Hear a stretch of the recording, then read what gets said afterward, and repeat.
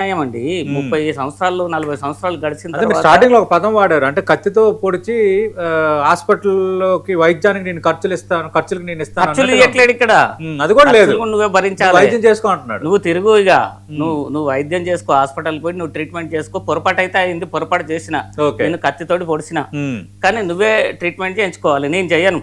Okay, అంటే ఇప్పుడు నేనైతే నీ ప్రైవేట్ ఆస్తి అయినా ప్రభుత్వ ఆస్తి అయినా నిషేధిత జాబితాలో పెట్టినా నువ్వు దరఖాస్తు చేసుకో. నువ్వు దరఖాస్తు చేసుకొని ఆ తర్వాత అది ఒకవేళ నీకు యుఎల్సీలో ఉందా లేదా అని తెలిసినప్పుడు మేము ఎన్ఓసి ఇచ్చినప్పుడు నువ్వు అమ్ముకో. అప్పటిదాకా నువ్వు అమ్ముకోవడానికి వీల్లేదు. నీ బిడ్డ పెళ్లి ఉండని, నీకు వైద్య ఖర్చులు అవసరం ఉండని, నీకు పిల్లల చదువుల ఖర్చులు అవసరం ఉండని ఇప్పుడు రిజిస్ట్రేషన్ చేయమని స్పష్టంగా ప్రభుత్వం చెప్తుంది. ఓకే, అంటే ప్రవీణ్ గారు ఇంకో మాట అన్నాడు ఆయన, గత జీవోలు ఉత్తర్వులు పట్టించుకోకుండా నిషేధిత జాబితా రూపొందించారు. పాత జీవోలను వెబ్సైట్లో పెట్టకపోవడంతో ఆ భూములన్నీ ప్రభుత్వ భూములుగా చూపుతున్నట్టుగా చెప్తున్నారు. ఆ తప్పును సవరిస్తామంటున్నారు. ఆ జీవోలు ఎక్కడ దొరకాలి? ఆ జీవోలు వీళ్ళ దగ్గర లేవు. ఓకే, ఇప్పుడు ఏ జీవోలతోటైతే రెగ్యులరైజేషన్ చేసారో కొన్ని ప్రభుత్వ భూములని, ఆ జీవోలు ఇప్పుడు దొరకటం లేదు. ఇప్పుడు దొరకకపోవటం వలన బాధితులు ఇప్పుడు చిక్కుకపోతున్నారు ఆ సమస్యలలో. ఇప్పుడు బాధితులు గవర్నమెంట్ జీవోలు ఎప్పుడైనా మనకు కొన్ని అవైలబుల్ ఉంటాయి కదా, దొరకట్లేవు. ఇప్పుడు దొరకట్లేదు, ఆన్లైన్ లో పెట్టలేదు. ఆన్లైన్ లో పెట్టినే దొరుకుతున్నాయి. ఆన్లైన్ లో పెట్టిన జీవోల పరిస్థితి ఏంది? ఇప్పుడు నువ్వు ఎందుకు ఇప్పుడు తవ్వుతున్నావు? గత గవర్నమెంట్లో 58లో కానీ 59లో కానీ రెగ్యులరైజ్ చేసిన భూములు ఎన్ని ఉన్నాయో అవి ఎక్కడ ఉన్నాయి, ఎవరికి ఫ్రీగా చేసిరు, ఎవరికి ₹1 2 రూపాయలతోటో గజం ఇచ్చిరు అనేది నువ్వు తెలుసుకోవడానికి చేసినట్టుగానే ఇక్కడ అర్థమవుతుంది.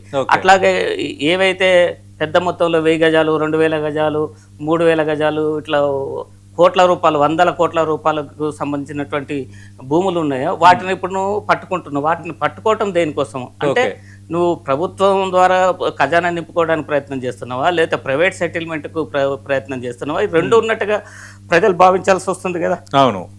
రెండోది ఆయన చేసిన ఇంకో వ్యాఖ్య నేను మీ దృష్టి తీసుకొస్తున్నాను.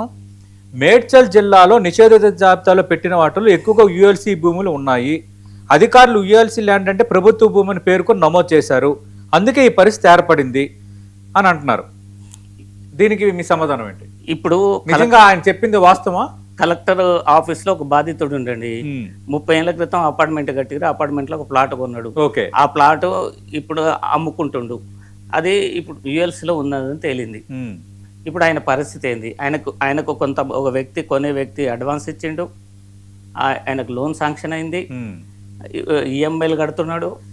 కానీ ఇప్పుడు నువ్వు యుఎల్సీలో ఉందని తేల్చి చెప్తున్నావు కదా, యుఎల్సీలో అప్పుడు మరి ఆ లేఅవుట్ చేసిన వ్యక్తి ఎన్ఓసి తీసుకున్నాడు, ఎగ్జామ్షన్ తీసుకొచ్చుకున్నాడా లేదా?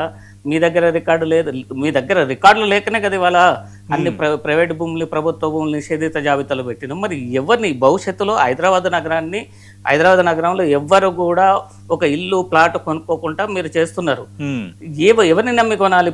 ఇప్పుడు ఒక వ్యక్తి ఉన్నాడండి, సొంత ఇంటి కళ నెరవేర్చుకోవటం కోసం హైదరాబాద్ నగరంలో ఆయన పనిచేస్తున్నటువంటి ప్రాంతంలో ఒక ఇల్లు కొనుక్కోవాలనుకుంటుండ్రు. మరి ఎవరిని నమ్మాలి? ఇప్పుడు పొంగులేటి గారి సంతకం కావాలన్నా, ముఖ్యమంత్రి గారి సంతకం కావాలన్నా? ఇప్పుడు రిజిస్ట్రేషన్ చేసిన రిజిస్ట్రేషన్ డిపార్ట్మెంట్ దొంగలే అని చెప్తుండే ఈయన. అవును. మున్సిపల్ వాళ్ళు పర్మిషన్లు ఇచ్చిన దొంగలే అని చెప్తుండు. హెచ్ఎండి వాళ్ళు పర్మిషన్ ఇచ్చిన వాళ్ళు దొంగలే. ఇప్పుడు నాకు ఆశ్చర్యంగా ఉందండి, మంత్రి పొంగులేటి శ్రీనివాసరెడ్డి మా అధికారులు అడుగడుగునా తప్పులు చేశారని ఆయన చెప్తున్నాడు. ఫస్ట్ ఆ తప్పులు మీరు సవరించాలి కదా. మీరు అప్లై చేసుకోండి, మీ సమస్య ఉంటే మీరు అప్లై చేసుకోండి, మేము పరిష్కరిస్తామంటే ఇక్కడేమి అర్థం కావట్లేదు. అసలు మీ భూమి నిషేధిత జాబితాలో ఉన్నదా లేదా అని మీకు తెలిసినప్పుడు కదా నువ్వు ప్రకటనలు ఇవ్వు. అవును, ఏది మీడియా ద్వారా ప్రకటనని, లేకపోతే ఒక డిపార్ట్మెంట్ని ప్రతి గ్రామంలో అలాట్ చేసి ఇక మీ భూమి నిషేధిత జాబితాలో ఉన్నదో లేదో మీరు ఒక దరఖాస్తు చేసుకోండి, మేము పరిశీలిస్తామని గ్రామానికి పంపు. ఇక నువ్వు రేపటి నుంచి నువ్వు ఒక ఉద్యోగులను తీసుకొని మరి ఎవరు చెప్పాలి? ఇంతమందికి తెలంగాణలో ఉన్నటువంటి 4 కోట్ల మంది జనాభాకు వాళ్ళ ప్రాపర్టీస్ నిషేధిత జాబితాలో లేవు అనేది ఎవరు చెప్తారు? ముఖ్యమంత్రి చెప్తాడా? రెవెన్యూ మంత్రి చెప్తాడా? ఎవరు చెప్పాలి? ఎవరు దరఖాస్తు చేసుకోవాలి? ఎందుకు దరఖాస్తు చేసుకోవాలి? వాళ్ళు ఇప్పుడు తాతల కాలం నుంచి వచ్చినటువంటి ప్రాపర్టీస్లో, వ్యవసాయ భూములలో వాళ్ళు దున్నుకొని బతుకుతున్నారు. ఆయనకు తన వ్యవసాయ భూమి ఇప్పుడు నిషేధిత జాబితాలో కొత్తగా ఈ ప్రభుత్వం చేర్చిందనే విషయం కూడా తెలియదు కదా. అవును.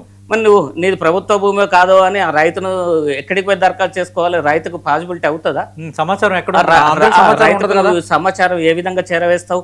అంటే హైదరాబాద్ నగరంతో పాటుగా తెలంగాణలో ఉన్న ప్రతి ఇంటి యజమాని, ప్రతి ప్లాట్ యజమాని ఇప్పుడు కొత్తగా దరఖాస్తు చేసుకోమని ప్రభుత్వం చెప్పకనే చెప్తుంది కదా. అవును, ఇక్కడ అందరూ ఇన్వాల్వ్ అవ్వండి, మీరు చెక్ చేసుకోండి, ఏడైతే మీకు సమస్య ఉంటే చెప్పండి. నువ్వు ప్రజాభవన్లో ఇచ్చినటువంటి దరఖాస్తుల్ని నువ్వు ఇంతవరకు క్లియర్ చేయలేదు, ఏ సమస్య నువ్వు పరిష్కరించినోడివి కాదు, ఓకే. ఎక్కడ ప్రజాపాలన అనేది లేనే లేదు, మ్మ్. సమస్యలు ఎక్కడ వేసిన గొంగలు అక్కడే అన్నట్టుగా ఉన్నాయి. ఇవాళ నువ్వు కొత్తగా